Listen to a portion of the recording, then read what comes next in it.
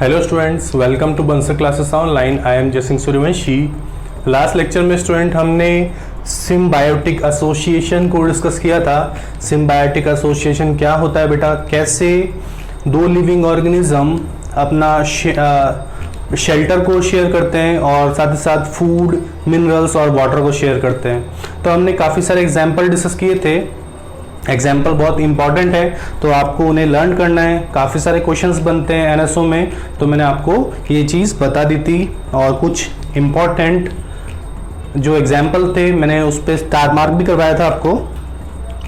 इसके बाद बेटा एक इम्पॉर्टेंट पार्ट और बच रहा है, इसके अंदर थोड़ा सा ही पार्ट रह गया इस चैप्टर का, तो हम डिस्कस कर लेते हैं उसको। तो बेटा सबसे पहले आपको समझना जरूरी है कि स्टोमेटा क्या होता है।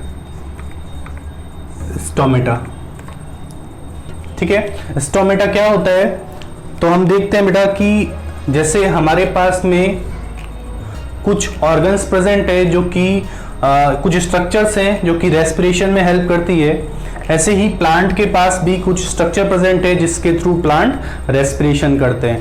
तो लीफ में अलग स्ट्रक्चर होती है, ऐसे ही जो बेटा बार्क पार्ट होता है, जो स्टेम पार्ट होता है एक ट्री का, उसमें रेस्पिरेशन के लिए अलग स्ट्रक्चर प्रेजेंट होती है। तो हम डिस्कस कर लेते हैं स्टोमेटा क्या होता है बेटा। तो सबसे पहले हम लिख लेते हैं कुछ पॉइंट्स इसके बारे में, स्टोमेटा क्या होता है, फिर हम इसकी स्ट्रक्चर को भी डिस्कस करते हैं। तो पहले चलो सबसे पहले हम स्ट्रक्चर को डिस्कस कर लेते हैं, उसके बाद में हम पॉइंट डिस्कस करेंगे बेटा, ठीक है। तो हम एक डायग्राम बनाते हैं जिसके थ्रू आपको समझ में आएगा। बेटा लीफ होती है एक, आपने ये एक रेटिकुलर लीफ है, रेटिकुलेट लीफ है बेटा, है ना। इस तरीके की जो लीफ होती है उसे बोलते हैं हम रेटिकुलेट लीफ। तो रेटिकुलेट लीफ की सरफेस पे या फिर कोई सी भी लीफ हो बेटा, उसकी सरफेस पे कुछ माइन्यूट पोर्स प्रेजेंट होते हैं, है ना। लीफ की सरफेस पे ये बेटा लीफ है, ये इसका मिडरिब है, ठीक है,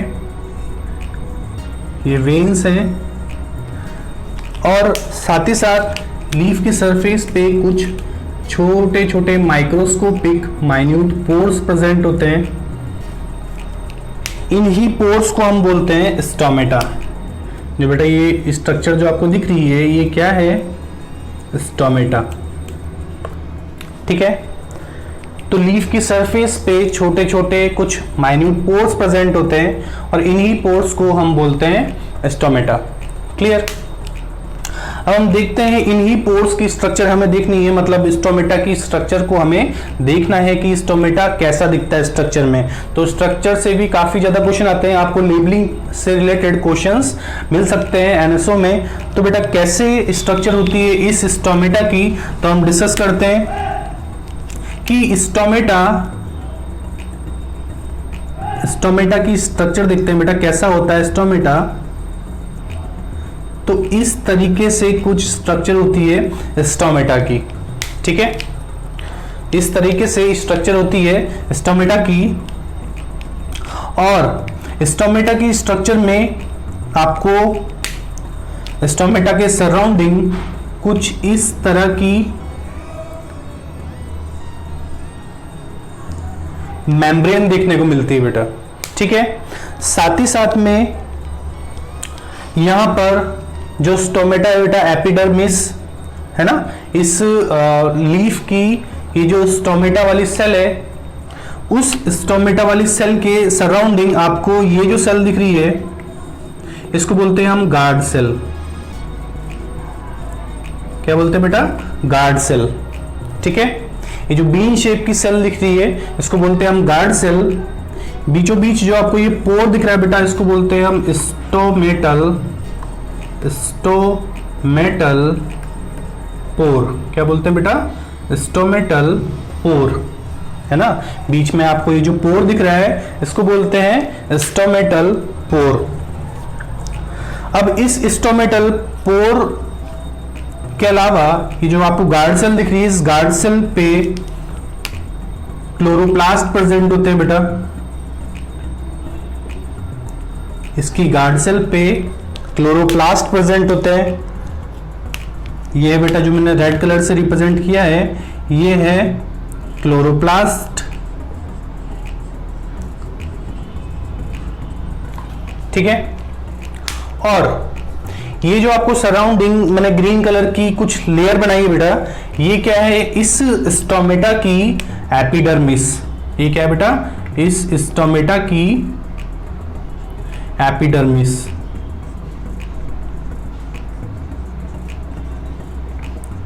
ये इस स्टोमेटा की एपिडर्मिस है, जिसे हम बोलते हैं बेटा सब्सिडियरी सेल। जिसे हम क्या बोलते हैं, सब्सिडियरी सेल। क्लियर। तो हमने देखा कि लीफ है, जैसे हमारे ह्यूमंस है या फिर जितने भी एनिमल्स हैं, उनमें रेस्पिरेशन के लिए, है ना, रेस्पिरेशन के लिए या फिर गैसेस का एक्सचेंज करने के लिए कुछ स्ट्रक्चर प्रेजेंट है। ऐसे ही प्लांट में अलग अलग पार्ट्स में कुछ स्ट्रक्चर प्रेजेंट होती है, जैसे लीफ की सरफेस पे ये जो आपको छोटे छोटे मैंने ब्लैक कलर से जो कुछ पोर्स रिप्रेजेंट किए हैं, इन पोर्स को बोलते हैं हम स्टोमेटा। तो प्लांट की लीफ इन स्टोमेटा पोर के थ्रू रेस्पिरेशन करते हैं, है ना। अब हम इन स्टोमेटा की स्ट्रक्चर को डिस्कस कर रहे हैं, तो हमने ये साइड में जो डायग्राम बनाया बेटा, ये स्टोमेटा का डायग्राम है। इस स्टोमेटा के डायग्राम में आपको दिख रहा है कि एक बीन शेप की सेल प्रेजेंट है इनके सराउंडिंग, है ना। ये बीन शेप की सेल है जो कि कवर कर रही है इस पोर को, स्टोमेटल पोर को कवर करने का काम कर रही है। तो ये जो पोर है, इसको इसके सराउंडिंग एक स्ट्रक्चर देखने को मिल रही है आपको, बीन शेप की सेल देखने को मिल रही है बेटा। इन्हें बोलते हैं हम गार्ड सेल। इन गार्ड सेल के अंदर क्लोरोप्लास्ट प्रेजेंट है, और गार्ड सेल के सराउंडिंग जो मैंने ग्रीन कलर की स्ट्रक्चर बनाई है, ये है इस स्टोमेटा की एपिडर्मिस। अब एपिडर्मिस क्या होता है बेटा, तो जैसे हमारी बॉडी की जो आउटर स्किन होती है बेटा, है ना, ऐसे ही प्लांट्स की भी आउटर स्किन है, और प्लांट की आउटर स्किन को बोलते हैं हम एपिडर्मिस, ठीक है। प्लांट्स की जो आउटर स्किन है उसको बोलते हैं हम एपिडर्मिस, और एपिडर्मिस का दूसरा नाम है सब्सिडियरी सेल। क्या नाम बेटा, सब्सिडियरी सेल। क्लियर। तो इस तरीके की स्ट्रक्चर होती है कि स्टोमेटा की। तो पहले हमने स्ट्रक्चर डिस्कस करी, अब हम इसके बारे में कुछ पॉइंट्स लिखते हैं कि ये कैसे इस स्टोमेटा की ओपनिंग और क्लोजनिंग होती है, क्या फंक्शंस होते हैं इस स्टोमेटा के। तो एक और चीज है बेटा कि ये जो स्टोमेटल पोर है, इसकी इनर मेम्ब्रेन, इसकी ये जो इनर मेम्ब्रेन है, ये काफी थिक होती है, ठीक है। तो कई बार ये भी क्वेश्चन आ जाता है कि दो मेम्ब्रेन प्रेजेंट है इस स्टोमेटल पोर को कवर करने के लिए, तभी ये स्टोमेटल पोर क्लोज होता है और ओपन होता है, ठीक है। तो ये जो बेटा इनर वॉल है, इनर वॉल ये कैसी होती है, थिक होती है आउटर वॉल की कंपैरिजन में। जो हमने ब्लैक कलर से रिप्रेजेंट की है, ये वाली लेयर, ये आउटर स्टोमेटल लेयर है, और जो अंदर मैंने रेड से रिप्रेजेंट की है, ये इनर स्टोमेटल लेयर है। तो इनर स्टोमेटल लेयर आउटर की कंपैरिजन में ज्यादा थिक होती है। क्लियर। नोट डाउन कीजिए बेटा।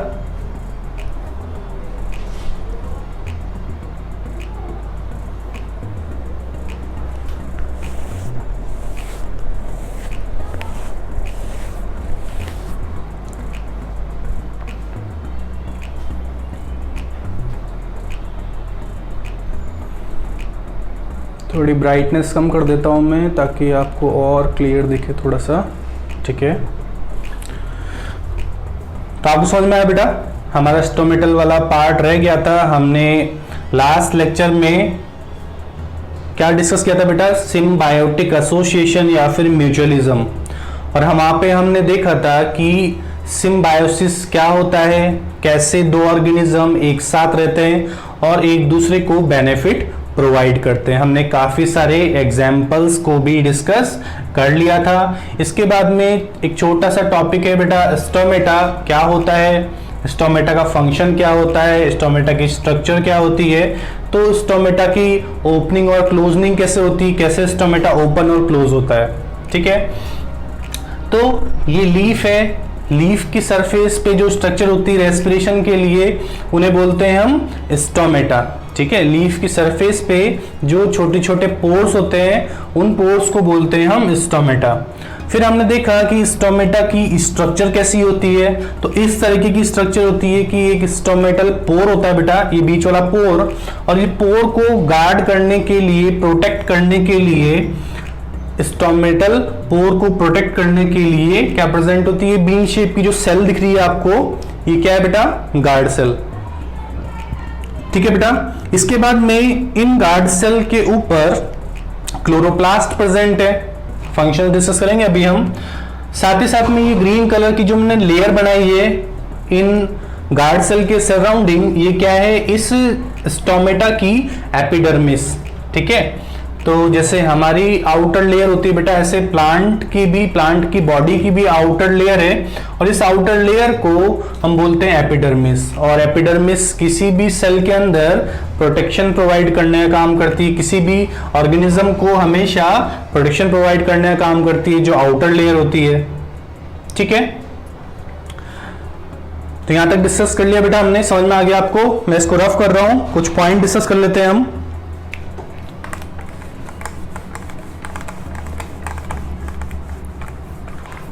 इसके बाद देखेंगे हम ओपनिंग एंड क्लोजनिंग ऑफ स्टोमेटा। तो कुछ पॉइंट लिखते हैं बेटा हम स्टोमेटा के बारे में। Leaves of the plant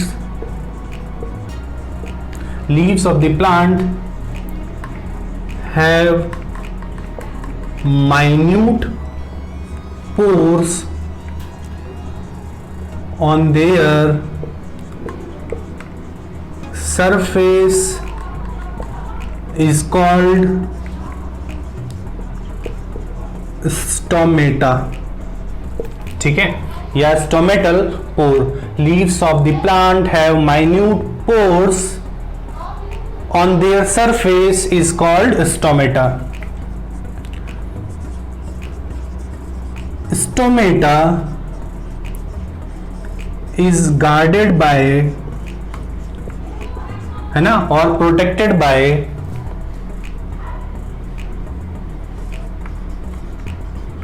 guard cell.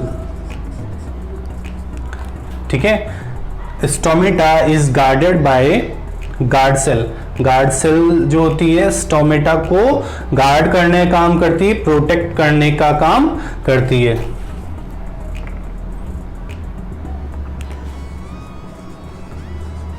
Guard cell is bean shaped in structure।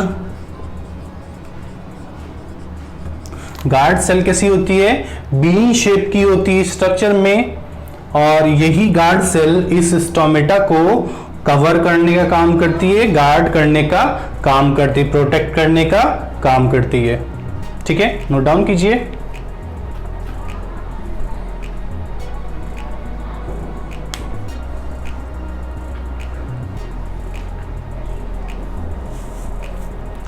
ठीक है, हमने देखा कि स्टोमेटा क्या होता है, स्टोमेटा की स्ट्रक्चर कैसी है।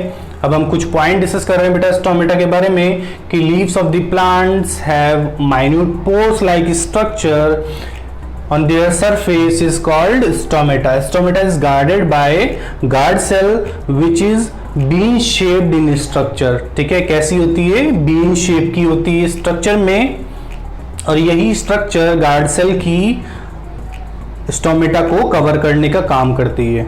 ठीक है, रफ कर दो बेटा इसको मैं।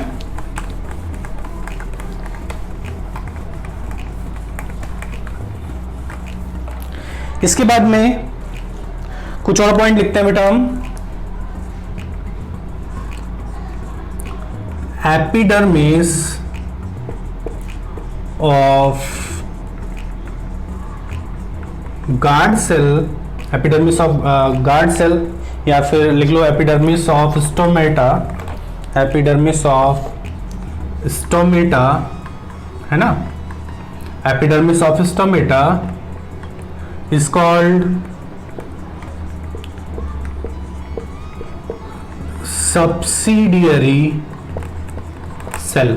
ठीक है, जो स्टोमेटा है, स्टोमेटा के सराउंडिंग एपिडर्मिस प्रेजेंट है, एक कवरिंग प्रेजेंट है, आउटर मेम्ब्रेन प्रेजेंट है, उसे बोलते हैं हम सब्सिडियरी सेल।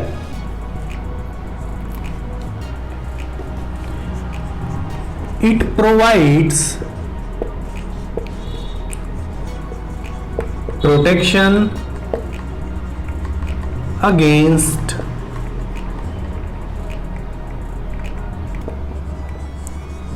इन्फेक्शन।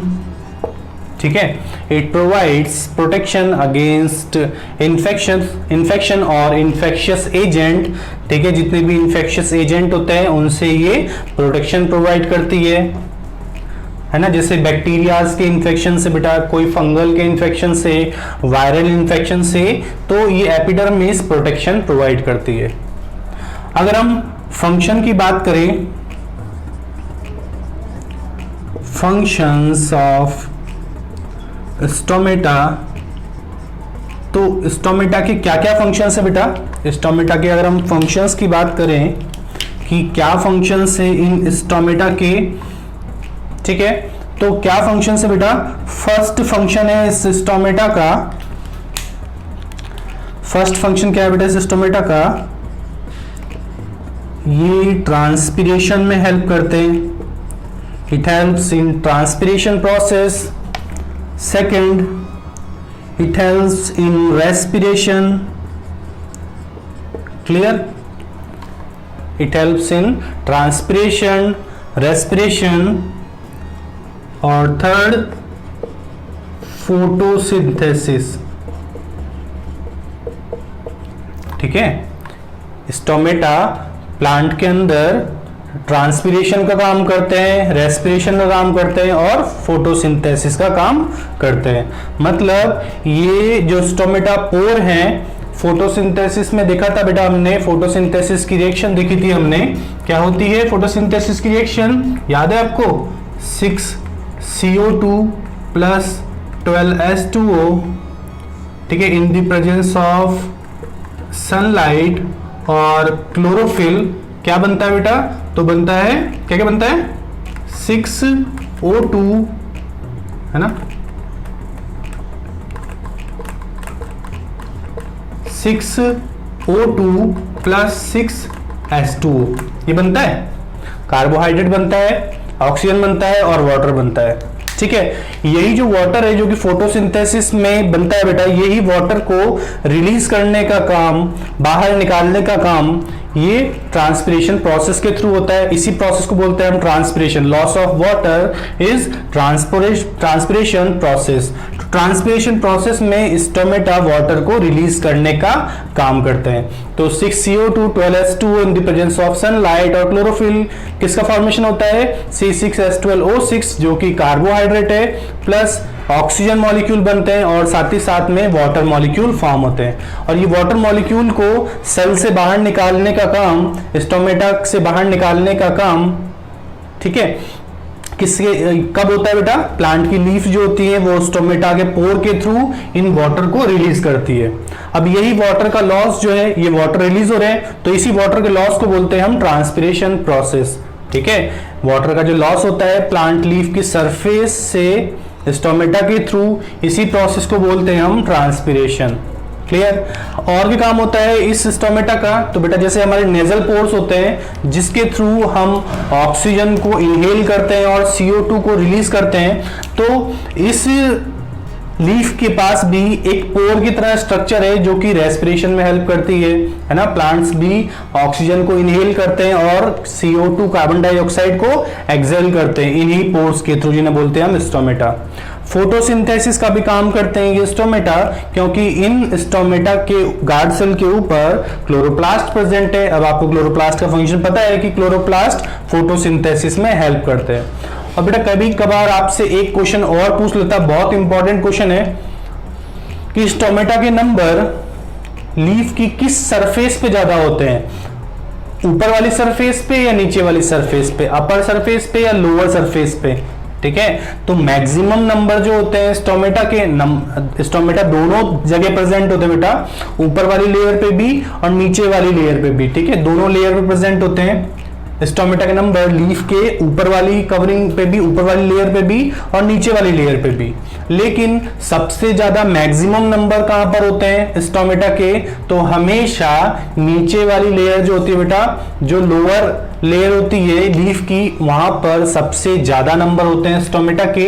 अगर ऊपर की तरफ लीफ के सबसे ऊपर वाले की तरफ ज्यादा नंबर होंगे स्टोमेटा के, तो क्या होगा बेटा, तो ज्यादा से ज्यादा वाटर रिलीज होगा और प्लांट जो है वो ड्राई हो सकता है, प्लांट की बर्निंग हो सकती है, ठीक है। सनलाइट की एक्सपोज्ड में रहता है वो वाली लेयर, सबसे ऊपर वाली जो लेयर होती है बेटा, वो सनलाइट के एक्सपोजन में रहती है। तो ज्यादा सनलाइट उसके ऊपर आएगी बेटा, तो क्या होगा, ज्यादा से ज्यादा वाटर लॉस होगा फोटोसिंथेसिस होके।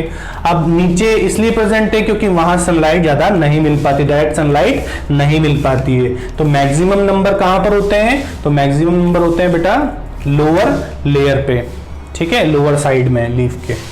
अपर साइड में नंबर कम होते हैं लोअर साइड की कंपैरिजन में, होते दोनों तरफ हैं लेकिन लोअर साइड में मैक्सिमम नंबर होते हैं। तो हमने ये देखी स्टोमेटा की स्ट्रक्चर, ये बस आपको बताने के लिए बताया, दिखाने के लिए कि जो फोटोसिंथेसिस होता है तो वाटर मॉलिक्यूल्स रिलीज होते हैं, है ना।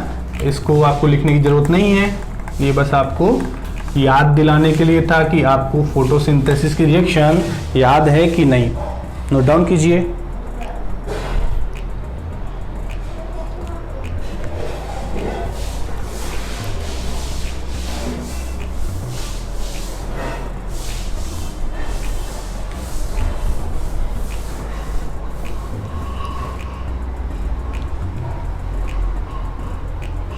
ठीक है बेटा, इसको मैं रफ कर दूं।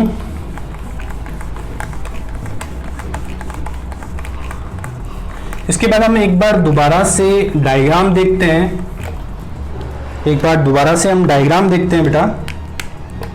हमने देखा था कि स्टोमेटा की स्ट्रक्चर इस तरह की होती है ना, इस तरह की स्ट्रक्चर होती है। इनर मेम्ब्रेन जो होती है ज़्यादा थिक होती है आउटर मेम्ब्रेन की कंपैरिजन में।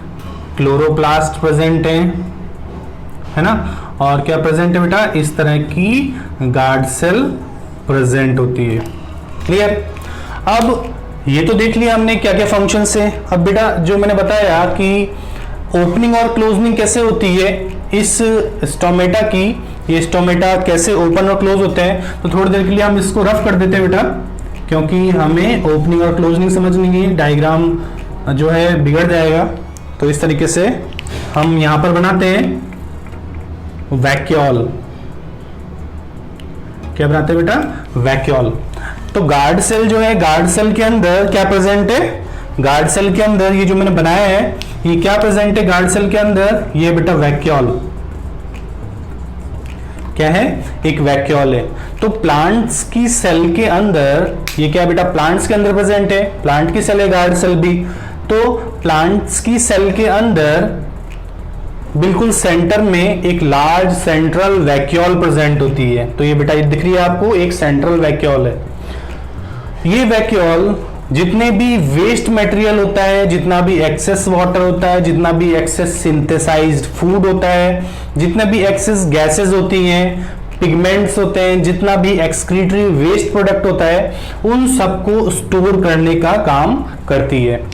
तो बेटा ये जो वैक्यूल है, इस वैक्यूल के अंदर, ठीक है बेटा, इस वैक्यूल के अंदर जब ज्यादा वाटर आएगा ऑस्मोसिस प्रोसेस के थ्रू, जब इसमें बेटा एंडो ऑस्मोसिस होगा तो क्या होगा, ज्यादा वाटर जब इसके अंदर आएगा बेटा, ज्यादा वाटर आ गया, ठीक है, ज्यादा वाटर आ गया, क्लियर। अब ज्यादा वाटर होने की वजह से ये जो गार्ड सेल है ये कैसी हो जाएगी, स्वेल हो जाएगी, ठीक है। गार्ड सेल कैसे हो जाएगी बेटा, स्वेल, और स्वेल होते ही ये ओपन हो जाता है, ये जो पोर होता है ये ओपन हो जाता है, ठीक है। तो यहां पर लिख रहा हूं बेटा इस तरीके से, इनवर्ड मूवमेंट ऑफ वाटर, है ना। जब वाटर का जो मूवमेंट है इन गार्ड सेल की वैक्यूल के अंदर होगा, तब क्या होगा बेटा, तब क्या रिजल्ट मिलेगा हमें, तब क्या होगा बेटा, ये गार्ड सेल स्वेल हो जाएगी और क्या हो जाएगा, ओपनिंग ऑफ स्टोमेटा, क्या हो जाएगी, स्टोमेटा की ओपनिंग हो जाएगी। जैसे ही ये वाटर बाहर मूव करेगा, है ना, ये जो वाटर है ये बाहर मूव करेगा, लिख रहा हूं बेटा मैं आउटवर्ड मूवमेंट ऑफ वाटर, और क्या रिजल्ट मिलेगा जब वाटर बाहर मूव करेगा, तो ये गार्ड सेल कैसी हो जाएगी, सिकुड़ जाएगी, क्योंकि इसकी वैक्यूल कैसी हो जाएगी बेटा, पिचक जाएगी, तो ये गार्ड सेल भी पिचक जाएगी। ठीक है, तो श्रिंक होने की वजह से, ये गार्ड सेल श्रिंक होने की वजह से ये जो पोर होता है ये क्लोज हो जाता है। तो क्या होगा बेटा, क्या रिजल्ट मिलेगा हमें, क्लोजनिंग ऑफ स्टोमेटा। ठीक है, गार्ड सेल के अंदर जैसे ही वाटर मूव करेंगे, है ना, जाइलम क्या होता है बेटा, वाटर को ट्रांसपोर्ट करता है। फोटोसिंथेसिस में जब ज्यादा से ज्यादा वाटर काम आएगा तो ये क्या है, यहाँ पर भी क्लोरोप्लास्ट प्रेजेंट है बेटा, है ना, यहाँ पर भी क्या प्रेजेंट है, क्लोरोप्लास्ट प्रेजेंट है। ये क्लोरोप्लास्ट क्या करेंगे, फोटोसिंथेसिस करने का काम करेंगे। ज्यादा वाटर होगा तो उसकी वजह से क्या होगा, ये स्टोमेटल पोर ओपन हो जाएगा। ठीक है, अब जब स्टोमेटल पोर ओपन हो जाएगा उसके बाद में क्लोजनिंग कैसे होगी इसकी, तो जब ये गार्ड सेल की वैक्यूल से या वाटर बाहर रिलीज होगा, बाहर निकलेगा, तो ये वैक्यूल क्या हो जाएगी बेटा, सिकुड़ जाएगी। ये वैक्यूल क्या होती है, ये वैक्यूल सैक लाइक स्ट्रक्चर होती है। तो जैसे ही वैक्यूल श्रिंक होगी, ये वैक्यूल जैसे ही श्रिंक होगी बेटा, ये गार्ड सेल भी श्रिंक हो जाएगी, सिकुड़ जाएगी, और ये जो पोर है, ये पोर कैसा हो जाएगा बेटा, क्लोज। क्लियर, ये पोर क्या हो जाएगा बेटा, बंद हो जाएगा। तो हमने देख लिया कि इसमें क्लोरोप्लास्ट प्रेजेंट है।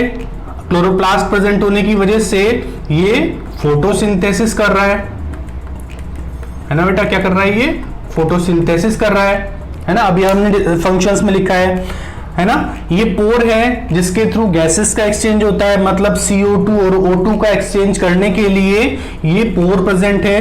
तो दूसरा फंक्शन क्या हो गया, exchange of gases, it helps in exchange of gases. Clear. और थर्ड फंक्शन क्या हो गया, थर्ड फंक्शन क्या हो गया, फोटोसिंथेसिस हो गया, एक्सचेंज ऑफ गैसेस हो गया।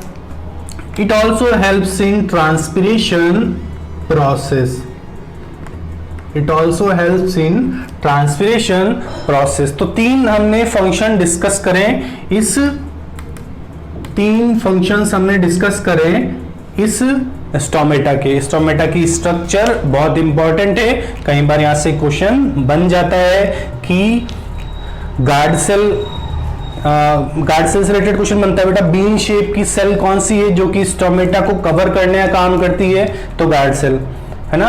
गार्ड सेल के फंक्शंस इनमें से कौन से हैं, आपको फंक्शंस दे देगा ऑप्शन में, आपको देखना है कि कौन कौन से फंक्शंस इन गार्ड सेल के हैं।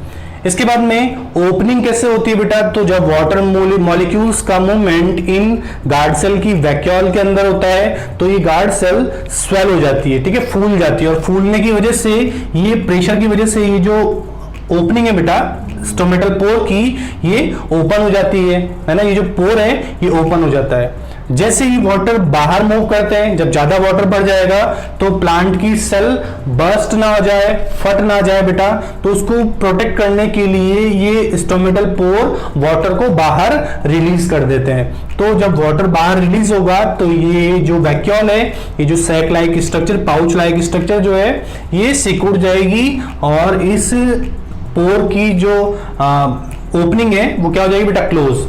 ठीक है, ये जो स्टोमेटा है ये क्या हो जाएगा, क्लोज। तो इस तरीके से ओपनिंग और क्लोजनिंग होती है स्टोमेटा की। तो इस डायग्राम को भी बना लीजिए आप, इंपॉर्टेंट है।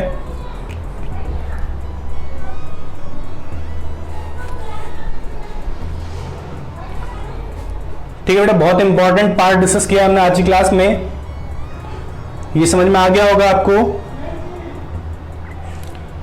ठीक है, यहां तक समझ में आ गया। नाइट्रोजन साइकिल बहुत इंपॉर्टेंट है, वो भी आपको समझना है। नाइट्रोजन साइकिल में मैं बताया था कि एटमॉस्फेरिक नाइट्रोजन गैस किस में कन्वर्ट होती है बेटा, सोल्यूबलाइज फॉर्म में, ठीक है। और सोल्यूबलाइज फॉर्म कौन सी है, तो NO2 एंड NO3। और दो तरीके से नाइट्रोजन फिक्सेशन हो सकता है, एक बायोलॉजिकल वे, दूसरा एनवायरमेंटल वे। बायोलॉजिकल वे में कुछ माइक्रो ऑर्गेनिज्म हेल्प करते हैं, और एनवायरमेंटल वे में बेटा लाइटनिंग के थ्रू नाइट्रोजन फिक्स होती है। नाइट्रोजन की जरूरत क्यों है, तो बेटा जितने भी प्रोटीन्स है, विटामिन है, जितने भी जेनेटिक मटेरियल है, DNA RNA, ये सब नाइट्रोजन से मिलकर बना है। प्रोटीन जितनी बनी है नाइट्रोजन से मिलकर बनी है, और बिना इनके कोई भी लिविंग ऑर्गेनिज्म सर्वाइव नहीं कर सकता है, कोई भी लिविंग सेल सर्वाइव नहीं कर सकती है। उसके बाद हम डिस्कस किया ये स्टोमेटा की स्ट्रक्चर क्या है, स्टोमेटा के कुछ पॉइंट डिस्कस किए हैं बेटा हमने। स्टोमेटा के नंबर कहाँ पे ज्यादा होते हैं, स्टोमेटा के फंक्शंस क्या होते हैं, कैसे स्टोमेटा की ओपनिंग और क्लोजनिंग होती है, ट्रांसपिरेशन प्रोसेस क्या होता है। तो इस तरीके से क्वेश्चन आपको NSO के अंदर मिल सकते हैं। तो ये इंपॉर्टेंट पार्ट है, आपको इससे अच्छे से नोट डाउन करना है और समझना है बेटा। मिलते हैं नेक्स्ट लेक्चर में, तब तक के लिए take care and good luck.